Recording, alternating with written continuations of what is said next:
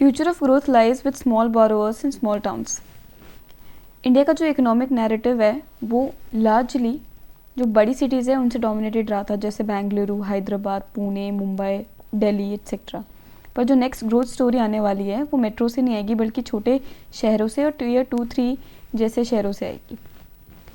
हमारे देश की 65% ऑफ पॉपुलेशन छोटे शहरों में रहती है और रूरल एरियाज़ में रहती है, बट वो सिर्फ 45% जीडीपी का कंट्रीब्यूट करते हैं। ये एक मैसिव अनटैप्ड पोटेंशियल को दिखाता है। क्रेडिट ग्रोथ जो है टियर 2 और टियर 3 सिटीज़ में जो अब हो रहा है वो 14 से 17% की दर पे हो रहा है, जबकि मेट्रोज़ में वो सिर्फ 9% की दर से हो रहा है।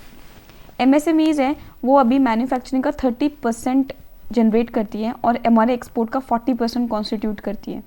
स्टडीज़ दिखाती है कि माइक्रो क्रेडिट का जो 1 लाख जनरेट होता है ना, उससे करीब 1.5 से 2 लाख जॉब्स जनरेट होती हैं।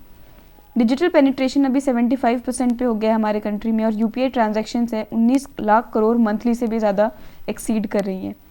और इनमें जो स्मॉल टाउन के स्मॉल बोरोवर्स हैं वो जो हैं इकोनॉमिक एक्सपेंशन को आगे लीड करेंगे। इसके अलावा एक बीसीजी रिपोर्ट ने हाईलाइट किया था कि 50% ऑनलाइन शॉपर्स जो थे वो स्मॉल सिटीज़ से थे। स्मॉलर टाउन्स और सेमी अर्बन सेंटर्स में अभी एस्पिरेशंस बढ़ रही हैं, कनेक्टिविटी इंप्रूव हो रही है और अनटैप्ड एंटरप्रेन्योर एनर्जी जो है वो फर्टाइल ग्राउंड क्रिएट कर रही है एक्सपेंशन के लिए। अनबैंक्ड को कैपिटलाइज करना। हमारी कंट्री में पॉपुलेशन 1.4 बिलियन से भी ज़्यादा एक्सीड करती है, जबकि आरबीआई का जो latest financial inclusion index highlight करता है कि इनमें से 64% के पास ही सिर्फ एसेंशियल फाइनेंशियल सर्विसेज का एक्सेस है, यानी कि एक लार्ज पॉपुलेशन के पास अब भी एसेंशियल सर्विसेज फाइनेंस में एक्सेस नहीं है। माइक्रो फाइनेंस जो अनबैंक्ड और अनफाइनेंस्ड है ना टियर 2 और 3 सिटीज़ में, वो हैं छोटे छोटे स्टोर के owners, essential service providers, tailors, repair shop operators, dairy farmers etcetera. ये जो एंटरप्रेन्योर्स हैं इनके पास मार्केट नॉलेज और कस्टमर रिलेशनशिप की नॉलेज तो है, पर इनके पास क्रेडिट नहीं है। माइक्रो फाइनेंस क्या होता है? माइक्रो फाइनेंस वो होता है कि छोटे छोटे क्रेडिट एक्सटेंड करना है ऐसे लोगों को, 1 लाख का, 30,000 का, 50,000 का। माइक्रो फाइनेंस जो होता है वो बहुत इंपॉर्टेंट चीज़ है इन टियर 2-3 सिटीज़ के ऐसे छोटी छोटी एंटरप्रेन्योर एनर्जी को कैप्चर करने के लिए, क्योंकि जब क्रेडिट इन बोरोवर्स के पास पहुंचता है ना तो उससे एक मल्टीप्लायर इफेक्ट होता है।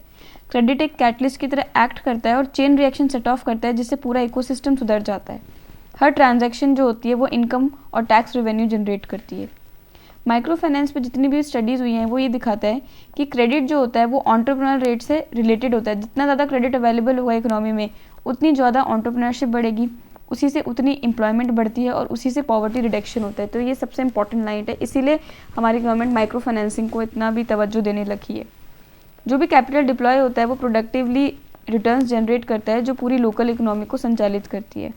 हमारे यहाँ कई बार ऐसा होता है कि फिजिकल बैंक्स जो होती है वो स्मॉलर टाउन्स में ऑपरेशंस को जस्टिफाई नहीं कर पाती, वो स्ट्रगल कर रही होती हैं। लेकिन ये जो डिजिटल मैन्यूवर्स के थ्रू है ना, मोबाइल से और इनसे बैंकिंग हो रही है ना, वो बहुत एफिशिएंट बना रही है अब चीज़ों को। Peer to peer lending models जो हैं वो अर्बन कैपिटल और रूरल बोरोवर्स को कनेक्ट कर रही हैं इंटरमीडियरीज को बाईपास करके। बैंक्स खुद अब न्यू अप्रोचेस अपना रही हैं और नए नए सिस्टम्स ला रही है ताकि इन सिटीज़ में और पेनिट्रेट कर सकें।